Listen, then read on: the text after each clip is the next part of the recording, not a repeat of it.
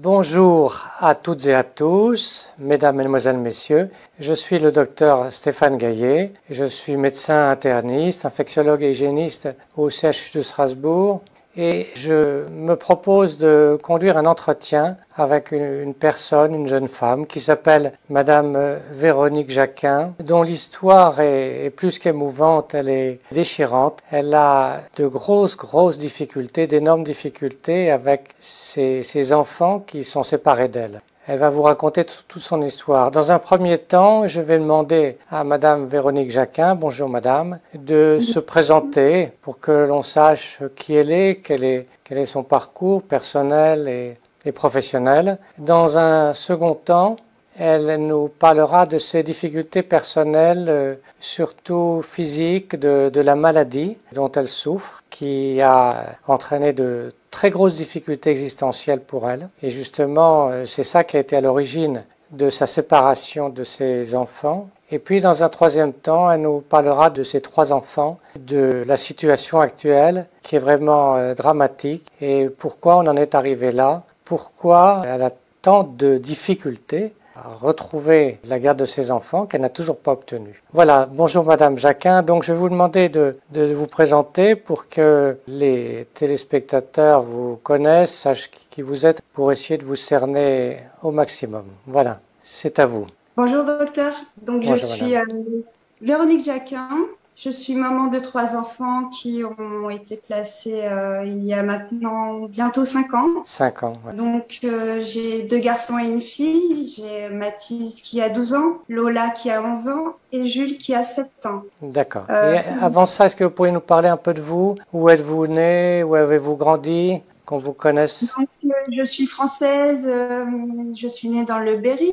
Le 18, département 18. Quoi vous dire de plus? J'ai une bonne éducation. J'ai fait toute ma scolarité en école privée. Oui. Et qu'est-ce que vous aimez dans la vie? Vos affinités, vos passions? Les passions, j'en avais beaucoup. Le roller, j'avais l'équitation. Vous êtes sportive? Vous étiez sportive? Oui. Le dessin. Le dessin aussi? Oui, le dessin. Et surtout, le contact de l'autre, c'est pour ça que j'étais aide-soignante. D'accord. Parce que j'aime bien apprendre, j'aime bien, surtout avec les personnes âgées, j'aime bien le contact, j'adore apprendre, je suis quelqu'un qui adore apprendre de l'autre. Et vous aimez vous occuper des autres, leur rendre service? Oui. Qu'est-ce que vous aimez chez les personnes âgées? Leur histoire, comment c'était avant, leur parcours, il y a beaucoup de choses en fait. Vos études d'aide-soignante, elles se sont bien passées. Je veux dire, vous avez une scolarité qui s'est déroulée dans de bonnes conditions, ainsi que l'apprentissage de votre métier. Oui. Et dans votre profession d'aide-soignante, vous aviez, avant de tomber malade, trouvé un épanouissement? Au niveau professionnel? Oui. Tout à fait. Oui. C'était vraiment ce que vous vouliez faire. Vous étiez heureuse comme aide-soignante. Oui, alors quand j'avais 9 ans, je voulais faire pompier. Après, quand j'avais 15 ans, je voulais faire médecin sans frontières. Pendant un moment, je devais signer aussi pour être JAPD avec la Croix-Rouge française.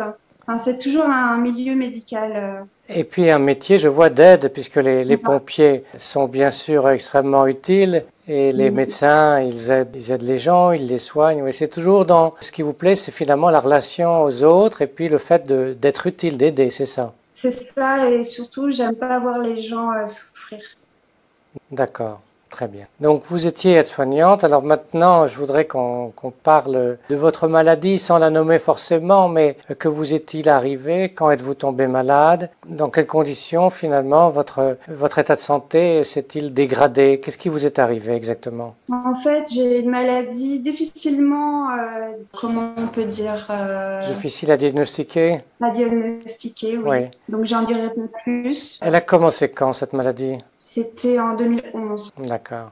Et elle a entraîné beaucoup de difficultés dans votre existence? Oui, très. Elle vous a fait souffrir? Beaucoup. Beaucoup de souffrance. Oui. Et du handicap, je présume? Beaucoup d'handicap alors que j'étais, comment on veut dire ça? C'était pas du tout pareil avant. Il y a eu vraiment une cassure dans votre vie? Oui. Vous pouvez dire que votre vie a basculé, il y a eu un avant et un après? C'était tout à fait différent. Hein. C'était, pourtant, moi, j'étais quelqu'un de très très active. Quand quand je faisais quelque chose, j'entamais sur autre chose, j'arrêtais pas. Et le jour où ça s'est produit, où je suis tombée malade, ça a été très très dur. D'accord. Est-ce qu'on peut dire que cette maladie a brisé votre vie? Oui. Et vous n'avez pas récupéré votre état antérieur actuellement? On va dire qu'il y a du mieux. Il y a du mieux. J'ai un très très très très bon suivi. D'accord. Je n'en dirai pas plus, mais c'est pas pareil. Hein. C'est pas pareil qu'au début où. Au début, vous étiez en détresse? Oui. Quelles sont les altérations dans votre corps qui ont été produites par la maladie? Vous avez eu un manque de force, de la fatigue, des paralysies? Le tout premier symptôme est je ne bois aucune goutte d'alcool. Je n'aime pas l'alcool. Je n'aime pas l'odeur d'ailleurs. Ça a été un état d'ébriété totale. Qui ne pouvait s'expliquer par aucune prise de toxiques ou de médicaments? Pas du tout. Et puis après, vous êtes affaibli, vous êtes paralysé, vous avez eu des douleurs. Qu'est-ce qui s'est passé? Après, j'ai perdu beaucoup de poids. Oui. En peu de temps. J'ai eu une fatigue chronique à répétition. Intense, une fatigue intense? Oui. C'est-à-dire vous vous levez le matin, vous êtes fatigué déjà en vous levant? Peut-être pas le matin à la première heure du lever, mais c'est en fin de matinée, surtout en fin de soirée. Il y a du mieux au jour d'aujourd'hui, mais avant, tout au début de cette maladie, vers 18h. Vous étiez épuisé. Et donc, vous avez dû arrêter votre travail, c'est ça? J'ai dû arrêter mon travail, j'étais à mon compte. La dernière fois, j'étais à mon compte. J'ai travaillé pendant 1 an en tant qu'aide-soignante chez les particuliers. Donc, je me levais très très tôt pour faire les soins. Oui. Qu'est-ce qui vous a empêché de travailler? Vous étiez devenu trop faible? Je tenais plus debout. Carrément. Donc au niveau portage, parce qu'il faut porter aussi, il faut le savoir, des personnes de 100 kilos. Oui, donc ça devenait impossible. Et vous êtes... Il n'y a pas la machine, on appelait ça. Oui, bien sûr. Les lèvres personnes. Oui. Donc vous avez dû vous arrêter de travailler. Et alors maintenant, on va parler de vos enfants, vos 3 enfants. Alors, est-ce que vous pouvez nous les présenter? Et dans quelles conditions vous avez dû vous en séparer? Que s'est-il passé? Alors, j'ai 3 enfants. J'ai Mathis qui a 12 ans, Lola 11 ans et Jules qui a 7 ans. Donc, le parcours pour ma demande, c'est moi qui ai demandé de l'aide parce que je pouvais pas m'en occuper. À cause de votre maladie, c'est ça? Oui, je rentrais en soins 2 mois. Donc, il faut savoir que quand on est en soins, on a des symptômes des fois qui couchent. C'est horrible. Expliquez-nous ce que vous appelez rentrer en soins. C'était un traitement de 2 mois. Mais en ambulatoire, vous n'étiez pas hospitalisé? Non, c'était à domicile. Oui. Mais sachant que ça fait des herpes, je ne sais pas si les gens pourront comprendre, c'est des symptômes... Des exacerbations dues au traitement, c'est ça? Oui. Et donc ça vous empêchait finalement de vous occuper de vos enfants. C'était trop dur à supporter. Mes enfants dans le sens que s'il m'arrivait quelque chose sur cette période, un enfant a besoin de sortir, un enfant a besoin d'aller au parc. J'avais peur de pas pouvoir gérer cette période. Donc pour moi, j'avais confiance. C'était juste 2 mois. C'est ça. Vous avez demandé de l'aide. Vous avez demandé qu'il soit hébergé dans une famille d'accueil pour 2 mois. C'est bien ça. Et alors, que s'est-il passé? Où ont-ils été placés? Donc actuellement, ils sont à 600 km de moi. C'est énorme. Donc ça fait, on va dire, ça a fait du 1400 km aller-retour pour les voir, 1 heure, voire 1h30 en médiatisé. Et vos 3 enfants, ils sont dans la même famille d'accueil ou dans des familles différentes? Non, ils sont dans 2 familles d'accueil différentes. Vous avez donc demandé, ça fait 5 ans, à ce qu'ils soient placés. Oui. Ça fait 5 ans, c'est ça? Cet été, oui. Oui. Vous avez demandé à ce qu'ils soient placés dans une famille d'accueil pour 2 mois parce que vous étiez malade, vous étiez finalement handicapé. Vous n'arriviez plus à vous en occuper. Vu votre état de faiblesse et vos défaillances corporelles. Et alors, ensuite, pourquoi n'avez-vous pas pu les récupérer, vos enfants? Que s'est-il passé? En fait, on va dire qu'il y a eu toujours quelque chose pour les garder. Est-ce qu'il y a un texte réglementaire qui vous empêche de les récupérer? Est-ce qu'il y a un système qui ne fonctionne pas? Pourquoi vos démarches n'aboutissent pas? J'avais une avocate au début, mais je pense qu'on n'a pas fait le travail nécessaire pour appuyer ce placement. Mais oui, c'est particulier quand même, parce que pour moi, c'est une double peine. Oui. Si j'ai bien compris, vous renouvelez régulièrement vos demandes de les récupérer, qu'ils vous soient rendus, vos enfants. Parce que actuellement, vous vous sentez physiquement et mentalement capable de vous en occuper actuellement. Oui. Parfaitement, d'accord. Oui. Bon, donc ça c'est une chose. Et quand vous demandez qu'on vous les restitue, qu'est-ce qu'on vous répond? Pourquoi est-ce qu'on refuse de vous les restituer? Alors au jour d'aujourd'hui, c'est parce qu'il y a un éloignement géographique. C'est tout ce qu'on peut me reprocher. Oui, mais cet éloignement géographique, vous n'y êtes pour rien, je pense. C'est pas vous qui avez demandé qu'il soit à 700 km. Non, du tout.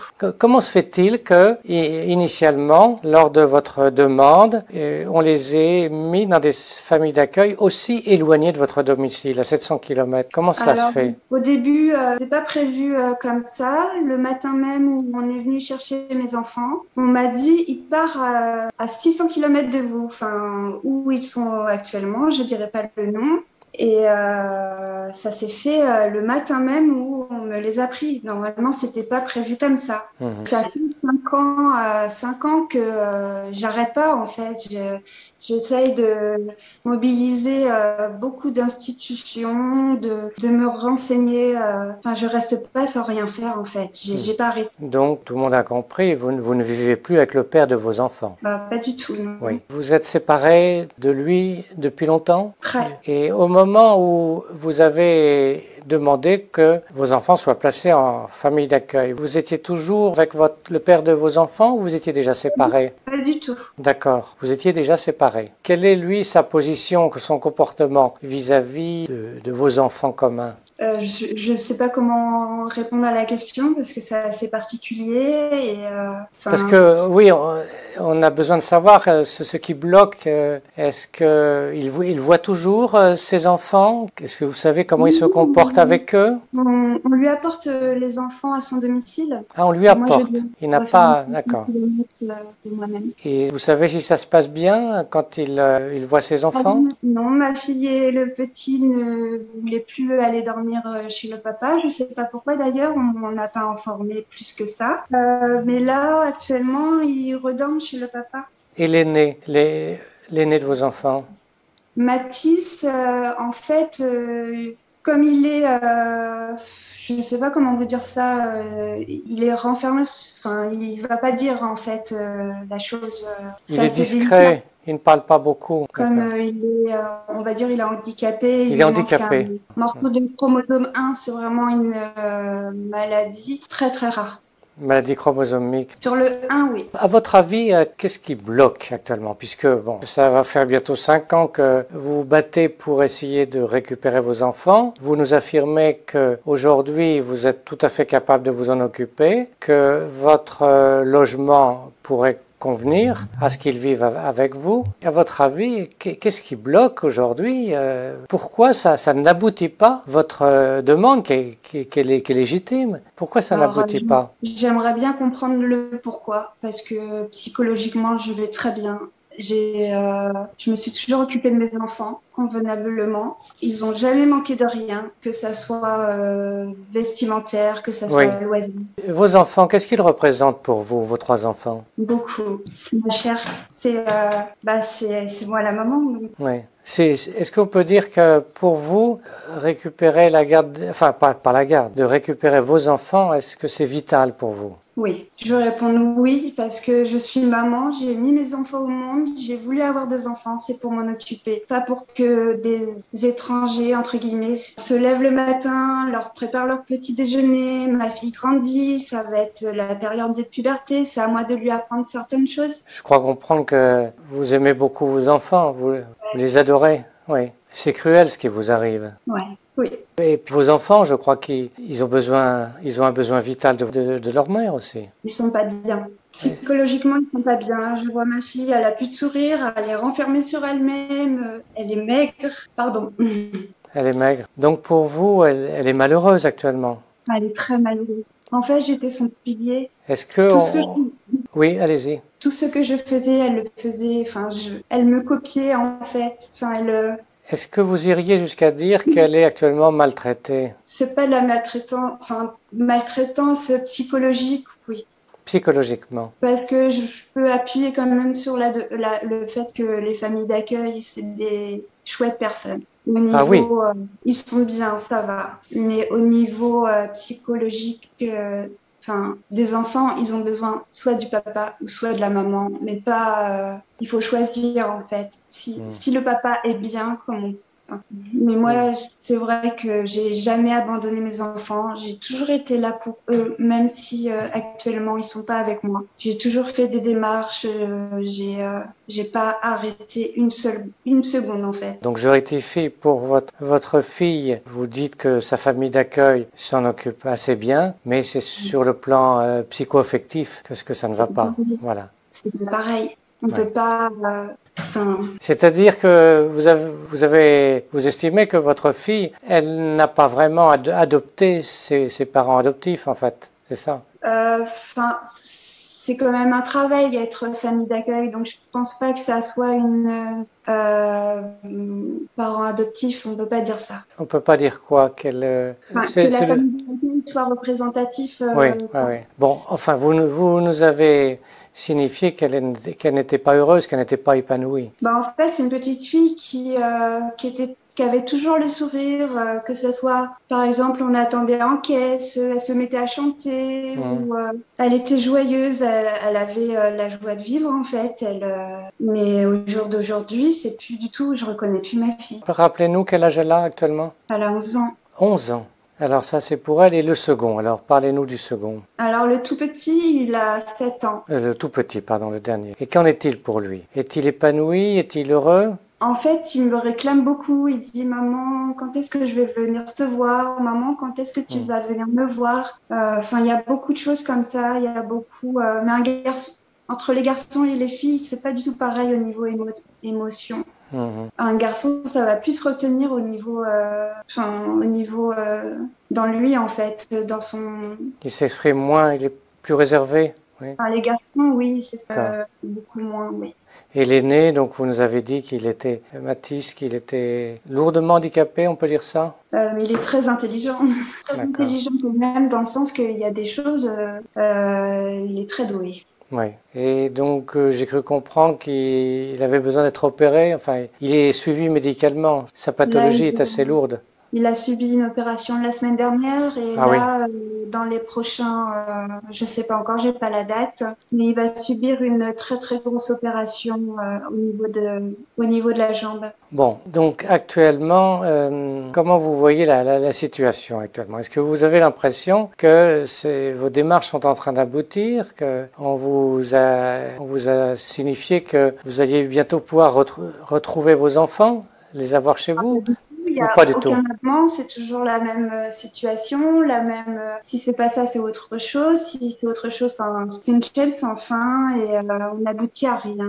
C'est-à-dire, chaque fois que vous demandez, on vous objecte que quelque chose ne va pas, vous empêche de retrouver vos enfants, c'est ça? Quels sont les reproches que l'on vous fait? Alors, pendant un moment... Vous habitez trop loin, déjà. Vous êtes trop loin de vos enfants, alors que vous n'y êtes pour rien. C'est ça. Ça n'est pas à vous déplacer pour être proche des familles d'accueil, je pense. Pour eux aussi. C'est quand même, ça me paraît aberrant. Cette distance, vous n'y êtes pour rien. Et puis votre vie actuellement est quand même un petit peu difficile. Vous ne pouvez pas comme ça vous déménager.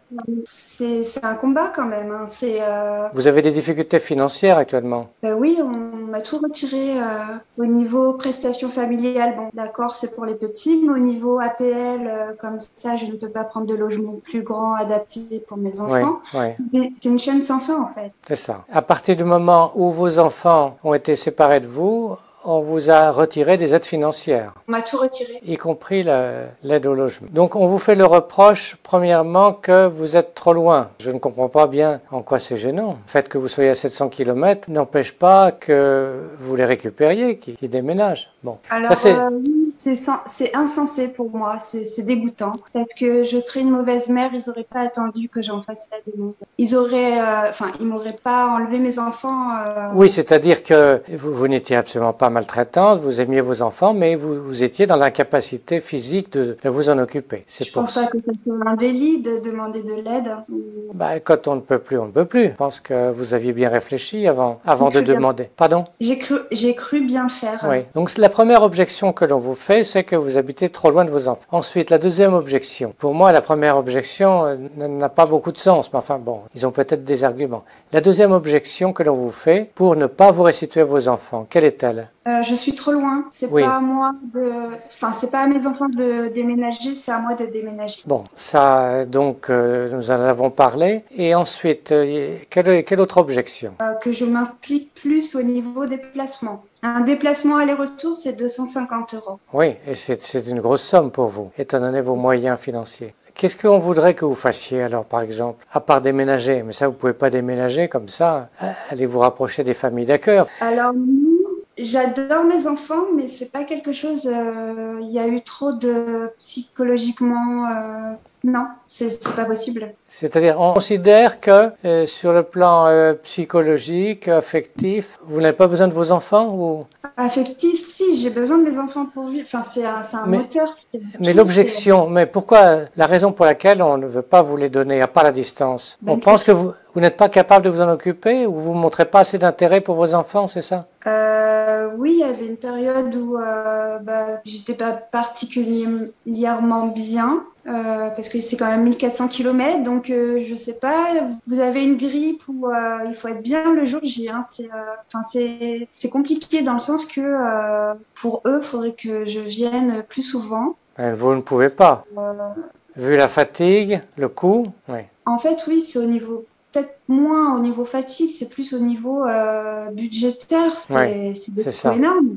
De toute façon, faire 700 km aller et 700 km retour, c'est quand même fatigant. Oui, et puis il y a les péages, c'est vraiment un gros budget. Admettons, par hypothèse, que vous déménagiez, que vous habitiez à côté des familles d'accueil. Vous pensez qu'on vous restituerait vos enfants dans ce cas-là? Pour eux, je pense que oui, mais enfin, c'est dégoûtant ce qu'on est en train de me faire. Parce que moi, mes études, je vais les faire où? Oui, c'est-à-dire vous avez votre vie professionnelle ici, vous êtes aide-soignante. Alors vous parlez d'études, parce que vous avez des projets de professionnels? Oui, j'aimerais bien être naturopathe dans la plus grande école de France. Ça vous plaît? Vous avez commencé des démarches pour apprendre ce métier? Voilà. Donc il y a beaucoup de raisons pour lesquelles vous avez du mal de déménager. Et vous pensez que la distance, c'est le principal obstacle qu'on vous oppose pour vous refuser vos enfants, c'est ça?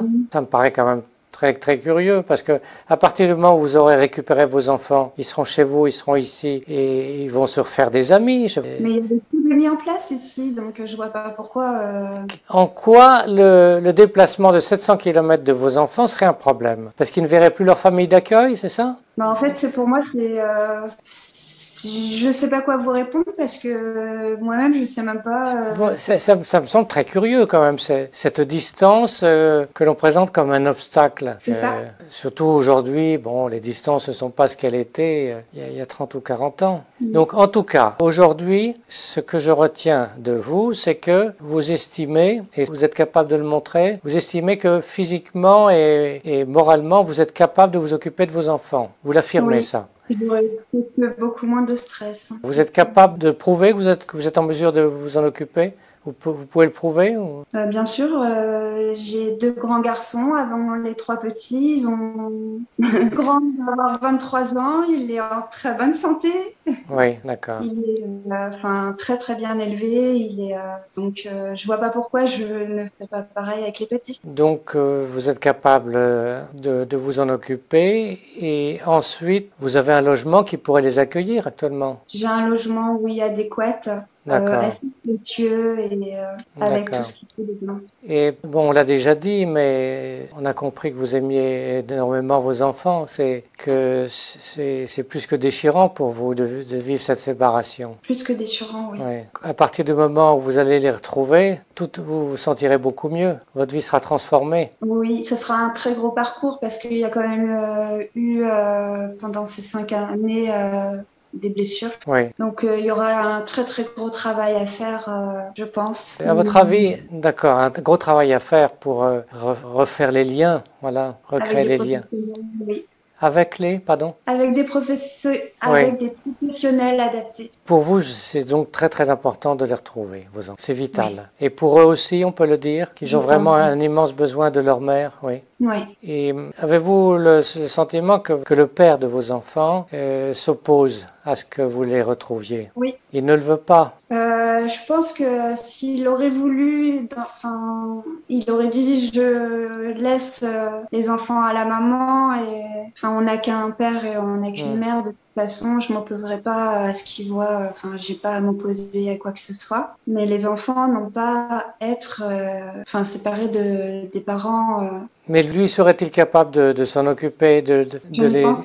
Pardon? À longue durée, tous les jours. Il serait capable de les Non, récupérer et de les avoir avec lui? Non, non, pas du tout. non. Alors, bon, vous êtes donc dans une détresse qui dure depuis bientôt 5 ans. Vous avez fait beaucoup d'actions, beaucoup d'efforts et rien ne marche. Vous n'arrivez pas à retrouver vos enfants. De quoi avez-vous besoin actuellement? Vous lancez un appel à l'aide, mais en quoi pourrait-on vous aider? Je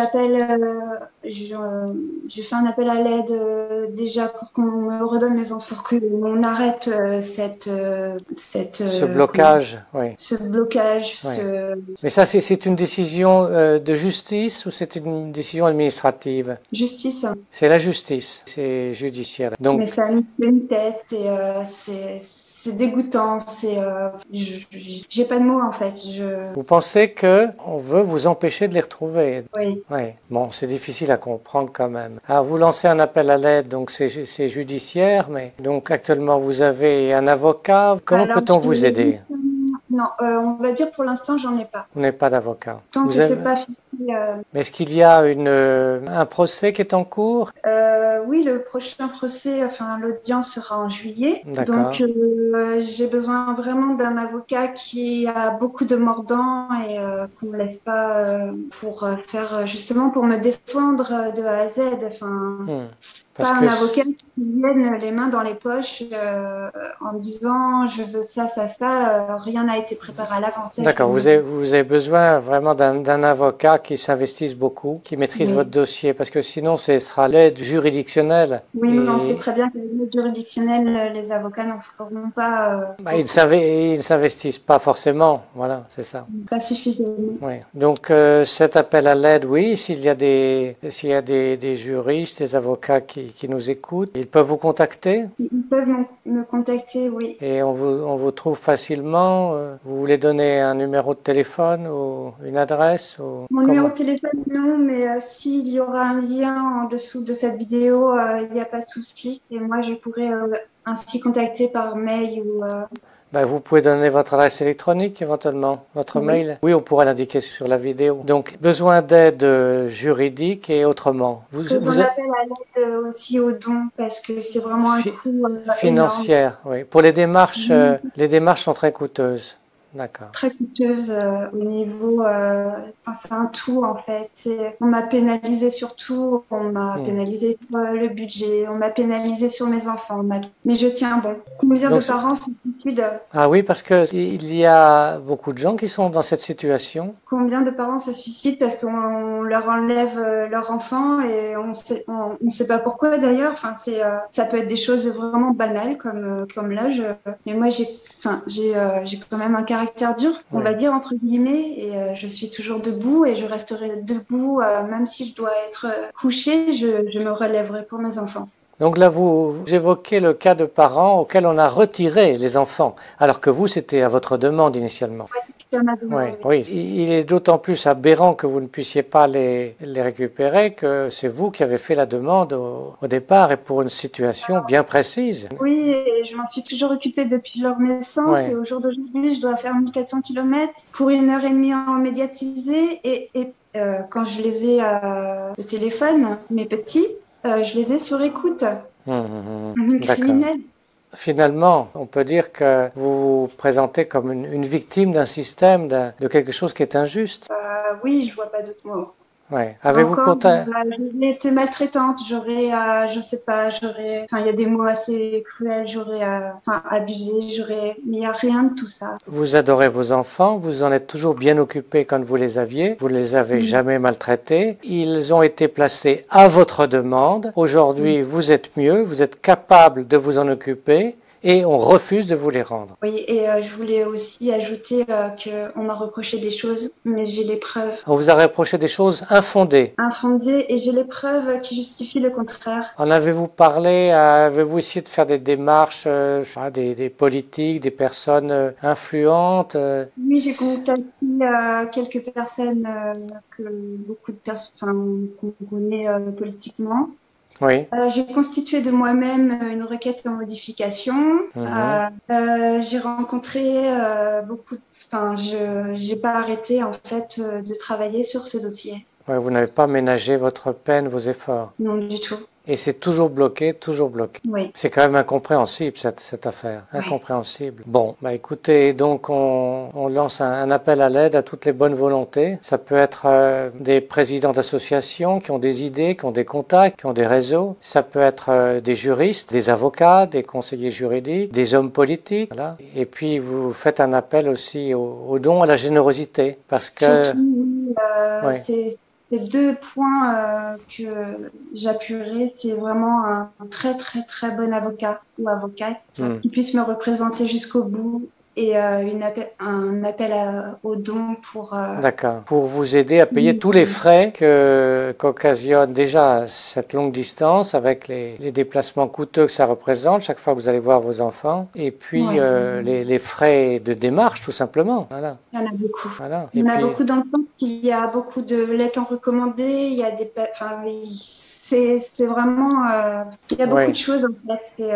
Professionnellement, donc vous aviez dû vous arrêter pour des raisons d'ennui de santé. Actuellement, vous seriez en capacité de travailler comme aide-soignante? Pardon? Non. Comme aide-soignante, non. Non. C'est-à-dire que vous avez récupéré des forces depuis que vous êtes traité pour cette maladie. Il y a eu du mieux, c'est ça. Oui. Mais pas suffisamment pour vous permettre de reprendre votre métier d'aide-soignante qui, comme vous le disiez, est un métier physiquement difficile avec des personnes lourdes à mobiliser. Non, parce qu'il faut savoir que le travail d'aide-soignante, on est les 3/4 debout. Oui. On fait des portages lourds. Oui. Moi, ça m'est arrivé aussi de faire de la rééducation. Donc ça serait plus possible actuellement. Au niveau, non. Non, et puis j'ai envie de changer, j'ai envie de continuer dans les soins différemment, mais continuer à soigner. Comme naturopathe. Naturopathe, oui. Donc actuellement, vous êtes en formation pour être naturopathe. Alors, je me suis renseignée sur toutes, mais bon, moi j'ai pensé que pour le moment, les personnes à sauver, c'était pas les personnes en naturopathie que j'espère j'y arriverai un jour, mais c'était les enfants, c'est les premières personnes à sauver. Bien sûr. Bien, écoutez, on va clôturer cet entretien. Donc, nous réitérons cet appel à l'aide. Madame Véronique Jacquin a vraiment besoin qu'on l'aide parce qu'elle est en grande souffrance. Bon, nous nous connaissons depuis quelques années. On a déjà eu l'occasion d'évoquer votre maladie. Nous nous connaissons depuis quelques années. Je peux attester, en fonction de ce que je connais de vous, que vous vivez vraiment une situation dramatique, oui. Que vous avez un besoin vital de vos enfants et qu'il n'est pas exagéré de dire qu'eux aussi ont un besoin vital de leur mère. Les familles d'accueil ont beau faire tout ce qu'elles peuvent, ça ne remplacera jamais une mère. Pour un parent normal, c'est normal d'avoir ses enfants, je pense. Oui, très bien. Vous voulez ajouter un mot de conclusion? Non, je vous remercie à vous, c'est gentil. Alors, c'est un appel à l'aide que je renouvelle et je vous remercie de votre attention. Je vous remercie pour celles et ceux qui ont écouté jusqu'au bout cet entretien de nous avoir suivis et vous verrez apparaître l'adresse électronique de Véronique Jacquin sur la vidéo si vous voulez lui écrire, si vous voulez prendre contact avec elle. Voilà. Merci. Merci, docteur. Gens qui réfléchissent ou qui donnent les ordres pour que l'aide sociale à l'enfance puisse avancer dans les meilleures conditions possibles. Exemple, les élus municipaux. Exemple, les élus départementaux. Car en règle générale, l'ASE dépend du département. Il y a des élus départementaux qui ne font pas leur travail. Ils ne dénoncent pas les incohérences ou du moins les dysfonctionnements de l'aide sociale à l'enfance. Et ce n'est pas normal. Exemple, les responsables associatifs qui ont des associations qui ont pour but d'accompagner les personnes placées par l'aide sociale à l'enfance et qui font du business sur de la misère humaine. Car il ne faut pas oublier qu'un enfant en très grande difficulté, exactement ils disent en TGD, un enfant en TGD coûte exactement 1090 € par jour à l'État. Allez vérifier. Vous allez vérifier. Un enfant en TGD, c'est-à-dire en très grande difficulté, coûte exactement 1090 € par jour. Je vous promets, donnez les 1090 € à une maman qui a un enfant à qui elle n'arrive pas à s'en occuper, vous allez voir qu'en un an, elle va très bien s'en occuper. Comment ça se fait, on arrache des enfants à leur famille? En règle générale, qu'est-ce qu'ils font? Ils n'arrivent pas à bien s'occuper de leur enfant, c'est toute une histoire qui est de finance. Mais on donne ça à une association, et à cette association-là, on leur donne 1090 € par jour. On avait fait un calcul sur 5 enfants, ça faisait, je crois, 160 000 € par mois. Vous vous rendez compte? Vous avez 5 enfants en TGD de votre association, vous pouvez toucher 160 000 € par mois. Ok, vous avez les charges que vous voulez, mais c'est énorme. C'est une grosse somme. Mais cet argent-là, c'est nous, on la paye avec nos impôts. Bien sûr, je dis vrai, Abdelrahman. Heureusement, je dis vrai. On s'en renseignait. Parlant de justice pour tous et en interrogeant Madame le garde des Sceaux. Madame la ministre, le projet de loi sur la transparence de la vie publique qui a été adopté ce matin par le Conseil des ministres précise que toute personne dépositaire de l'autorité publique exerce sa mission avec, je cite, dignité, probité et impartialité. J'imagine donc que cela doit d'abord s'appliquer à ceux qui disent le droit et qui rendent la justice au nom du peuple français.